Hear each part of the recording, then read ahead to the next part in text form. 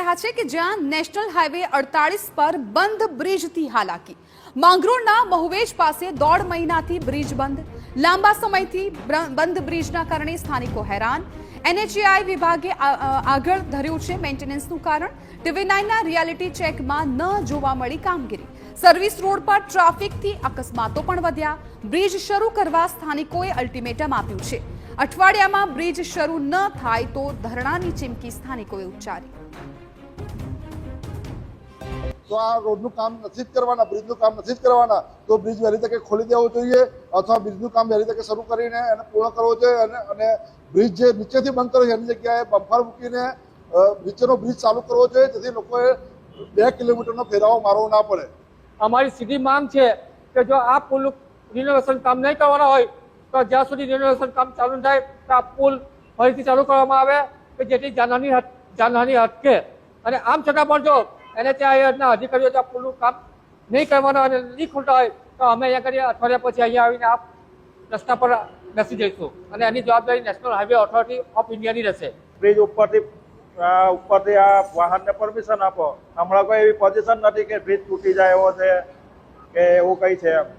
નાના વાહનો ચાલુ કરવાથી એવું બહુ છે તો અમારે પેલા આજુબાજુના ગામવાળાને થોડીક રાહત થાય। સુરત જિલ્લામાં નેશનલ હાઈવે 48 પસાર થાય છે। આ નેશનલ હાઈવે 48 પર માંગરોળ તાલુકાના મહુવેજ ગામ પાસે આજથી 5 વર્ષ અગાઉ એનએચઆઈ વિભાગ દ્વારા એક ઓવરબ્રિજ બનાવવામાં આવ્યો હતો, ત્યારે છેલ્લા 1.5 મહિનાથી આ ઓવરબ્રિજ બંધ કરી દેવામાં આવ્યો છે। એનએચઆઈ વિભાગને જ્યારે સ્થાનિક લોકો આ બાબતે પૂછે ત્યારે એનએચઆઈ વિભાગ દ્વારા કારણ આપવામાં આવતું હોય છે કે આ ઓવરબ્રિજની મેન્ટેનન્સની કામગીરી ચાલી રહી છે।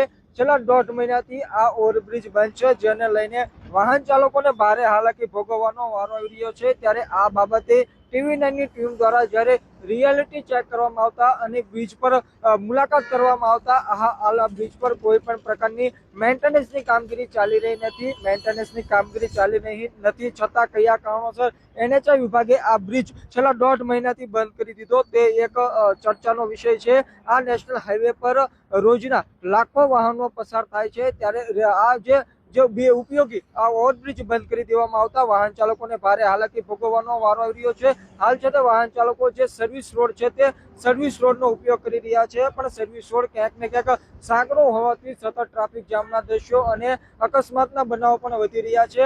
તેમજ આ ઓવરબ્રિજ બંધ હોવાથી જે સુરત જિલ્લા ટ્રાફિક પોલીસ છે તેમજ જે કોસંબા પોલીસ છે તેઓની પણ કામગીરીમાં વધારો થઈ ગયો છે। એનએચઆઈ વિભાગ ઝડપથી આ બ્રિજ ખુલ્લો કરાવે તેવી સ્થાનિકો માંગ કરી રહ્યા છે। જે સુરત જિલ્લાના જે સામાજિક આગેવાનો છે તેઓ દ્વારા પણ સતત ચીમકી આપવામાં આવી રહી છે કે જો અઠવાડિયામાં આ બ્રિજ ખુલ્લો કરવામાં નહીં આવે તેઓ અહીંયા આવશે અને મંડપ નાખી ધરણા પર બેસી જશે। જે પણ કંઈ પણ ઘટના બનશે તેની જવાબદારી એનએચઆઈ વિભાગની રહેશે। ત્યારે હવે લોકો પણ આક્રમક મૂડમાં જોવા મળી રહ્યા છે। લાખો કરોડોનો શો ઉઘરાવતા એનએચઆઈ વિભાગ ઝડપથી આ બ્રિજ ખુલ્લો કરાવે તે ખૂબ જ જરૂરી બની ગયું છે। મેહુલ ભોકાળવા, TV9 સુરત।